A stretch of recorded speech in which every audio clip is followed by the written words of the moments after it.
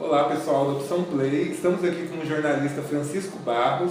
A gente vai falar um pouquinho dos 65 anos do primeiro Congresso Nacional de Intelectuais que aconteceu aqui em Goiânia, né, Francisco? Um grande marco para a região. E aí falar um pouquinho, porque você fez uma tese de mestrado sobre o assunto, né? E esse ano a gente completa 65 anos e saber o porquê comemorar os 65 anos desse congresso. Qual foi a importância dele para Goiás, para Goiânia e para o Brasil, né? Exatamente. Esse evento, eu costumo dizer o seguinte, que ele é importante não apenas para Goiânia, para Goiás, mas é um evento que tem uma importância nacional e até internacional também. Por quê? Estiveram aqui no período de 14 a 21 de fevereiro de 1954, cerca de 300 intelectuais brasileiros de todos os estados da federação e 9 delegações estrangeiras, sendo que o nome mais importante dessas delegações foi o poeta Pablo Neruda, que já era uma figura internacionalmente conhecida na época. Ele não tinha recebido o Prêmio Nobel ainda, ele recebeu em 1971, mas já era uma figura internacional, já era um nome global naquela época. Inclusive hoje, que o vídeo está sendo gravado, ou seja, 65 anos atrás exato. Exatamente, hoje foi o dia da abertura em que Jorge Amado, Pablo Neruda, Bernardo Ellis, Ruth de Souza, Alberto Cavalcante, cineasta Lima Barreto, essas figuras expoentes da cultura nacional e latino-americana estiveram reunidos aqui em Goiânia, que era uma cidade muito nova ainda, uma cidade com menos de 50 mil habitantes e que conseguiu atrair toda essa intelectualidade aqui para Goiânia para debater as grandes questões nacionais. E o foco principal era a questão da preservação da cultura nacional. Olha só. E tem alguma informação histórica que diz por que Goiânia foi escolhida? Ou... Olha, Goiânia foi escolhida porque delegados goianos participaram de um evento que aconteceu anteriormente em Porto Alegre e defenderam a realização do evento subsequente em Goiânia. Isso aconteceu em 1951 em Porto Alegre. Só que esse evento, por uma série de discordâncias entre os escritores, ele acabou não acontecendo bianualmente, ele atrasou um pouco, só aconteceu em 1954, e aí abriu-se para a participação não apenas dos escritores, mas dos intelectuais de um modo geral. É isso que explica o fato de ter estado presente aqui em Goiânia grandes nomes da figura da intelectualidade brasileira e internacional, não apenas de escritores, né, mas de diferentes segmentos da cultura brasileira. E inclusive paralelo, falando de cultura, paralelo ao congresso também aconteceu outro, foi um congresso, uma exposição de arte. Uma exposição nacional de artes plásticas, onde estiveram presentes alguns dos nomes mais importantes das artes plásticas naquele momento no Brasil. E um fato interessante, esses artistas que expuseram os seus trabalhos aqui cederam esses trabalhos para a composição de um futuro museu de artes plásticas, que seria o Museu de Arte de Goiânia.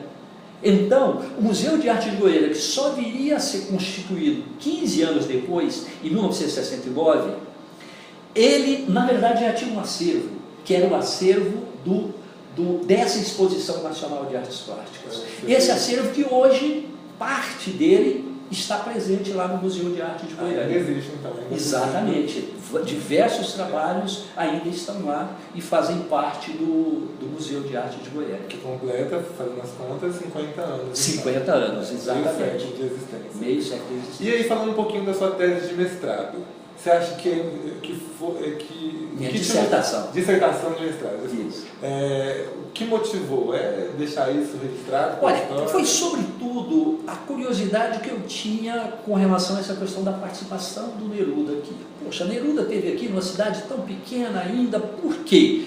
Essa curiosidade que me moveu fez com que eu fosse pesquisando esse tema E eu acabei descobrindo então que o evento que trouxe o Neruda aqui tinha uma dimensão muito maior do que essa simples curiosidade da existência do escritor tão famoso estar presente aqui em terras goianas, né? Aí eu descobri que havia um evento extremamente rico. Por quê? Discutiu-se aqui a situação do cinema no Brasil, a situação da televisão naquela época, que estava surgindo, tinha surgido há muito pouco a televisão. A televisão é de 1950. O evento é de 1954, já estava discutindo os efeitos da televisão sobre a população. Discutiu-se a questão da cultura popular, do folclore, da educação, da medicina no país. Então, diferentes temas foram tratados no primeiro Congresso Nacional dos Intelectuais.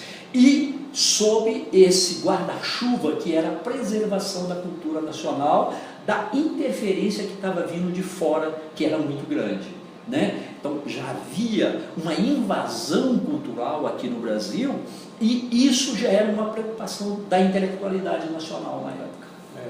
Ainda mais naquela época que passou por tantas modificações políticas, militares. Exatamente. Alguns meses depois do evento, aconteceu um evento extremamente traumático no Brasil, que foi o suicídio em Vargas.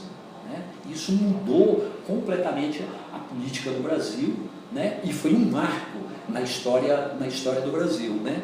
Então essas questões já estavam sendo tratadas, todos esses problemas estavam sendo tratados no Congresso Nacional de Intelectuais, embora ele não tivesse a temática política não fosse tão presente, diretamente presente, né? Mas estava na... eu diria que cercando, né, de certa forma, os debates, né? Isso estava presente também, né, nas discussões culturais, mesmo os temas predominantes sendo temas relacionados à cultura. No evento houve participação de intelectuais brasileiros e goianos. Você consegue citar alguns goianos? Olha, brasileiro, o principal nome, a figura que já era muito conhecida na época, era o Jorge Amado, né? Mas além do Jorge Amado, nós tivemos Origens Lessa, nós tivemos esses que eu falei na área de cinema, o Lima Barreto, que era muito famoso porque era o diretor do Cangaceiro, um filme que fez um sucesso estrondoso na época, teve inclusive prêmios internacionais, né? O Alberto Cavalcante, os brasileiros, os nacionais. Isso, os nacionais. Os intelectuais locais, nós tínhamos a presença do Bernardo Ellis, do José Godoy Garcia, da Amália Hermano, que já era uma figura muito conhecida aqui, muito conceituada, da folclorista Regina Lacerda, do presidente da Academia Brasileira de Letras, o poeta Xavier Júnior, entre outros, né? Tinham nomes muito expressivos. Na área de artes plásticas, nós tínhamos a figura do Frei Confalone, que foi uma pessoa que se destacou muito nesse evento. Era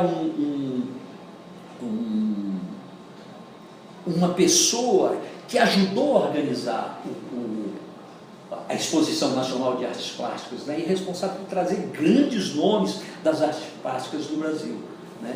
Então isso tudo deu uma dinâmica muito grande para o evento e deu essa dimensão nacional e internacional para o Congresso Nacional de Intelectuais. Muito bom, é uma coisa que se acontecesse hoje ainda assim traria grande com peso. certeza. E aconteceu há 65 anos. Então, exatamente. É muito importante debater sobre esse fato histórico. Agradeço. Não, e resgatar essa história, né, resgatar a memória desse congresso, porque tem muita gente, primeiro, que não sabe que o Pablo Neruda teve aqui, e segundo, que esse evento que o Pablo Neruda participou é um evento que teve essa dimensão nacional e internacional. Para você ter ideia, estiveram presentes delegações, entre outras, do Chile, do Uruguai, da Argentina, do Haiti, de Portugal, da Itália, né? Delegações muito importantes, de pessoas muito importantes, muito influentes na cultura. Você estava falando antes também que o Pablo Neruda meio que se misturou porque ele citou em algumas passagens, tanto num poema quanto em outros, citou Goiânia. Ou seja, essa história ajudou a eternizar o nome da cidade. Né? Essa história é o seguinte: ele ganhou aqui um pássaro, ao que tudo indica, parece que foi a professora Amália Armiano que deu um pássaro, que era um pássaro sofrê, que é na verdade um currupião. Ele se afeiçoou muito desse pássaro. O pássaro andava, ficava no ombro, ele conduzia o pássaro e tal, ele se afeiçoou muito do pássaro. Ele levou esse pássaro para o Chile, só que era uma árvore tropical. E sentiu muito as condições de frio e acabou vindo morrer de frio lá no Chile. Ele levou para a Isla Negra, que faz muito frio, né? É um balneário lá no Chile, né? À beira-mar, faz muito frio e ele morreu. O Neruda, se conduído da situação, fez a Ode ao Pássaro Sofrer, que é um poema em que ele fala do pássaro, que ele levou o pássaro, tirou o pássaro aqui de Goiânia, do Planalto Central, e levou para o Chile. Esse pássaro morreu.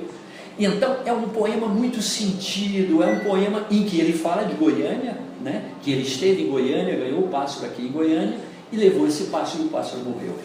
Então ele ajudou, esse fato ajudou a eternizar Goiânia através de um poema do Pablo Neruda, futuro Prêmio Nobel de Literatura. Ótimo, muito bom expor esses fatos e para o pessoal que está assistindo saber que isso aconteceu, né? Então agradeço a presença.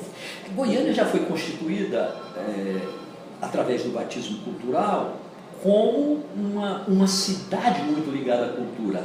E esse fato, o primeiro Congresso Nacional de Intelectuais, na verdade, ele reforça o quanto que Goiânia tinha essa coisa da cultura presente já aqui em Goiás, né? Goiânia está muito ligado a isso, é uma cidade cultural por excelência, porque está lá no seu berço e sediou um evento tão importante como esse. Inclusive Goiânia tem o segundo maior acervo de arte década do mundo, né? Perdendo aí para Miami, se não me engano, é uma estadunidense. Ou seja, Goiânia está no cenário cultural mundial e isso foi mais... Exatamente. Então um fato desse merece ser resgatado, merece ser relembrado e trazer isso para as novas gerações, para que conheçam a importância cultural da nossa cidade, né? Que Goiânia entrou já no eixo cultural do Brasil, na rota cultural do Brasil, há 65 anos atrás, quando sediou o primeiro Congresso Nacional de Intelectuais. Né? Ótimo. É isso então. Obrigadão, Francisco, pelas Eu que agradeço. Eu que agradeço. É um prazer falar desse assunto, desse tema, que consumiu mais de 5 anos de pesquisa. Muito importante para a história de Goiânia. Essa tese de mestrado, essa dissertação. Dissertação de mestrado. Isso aí. Obrigado.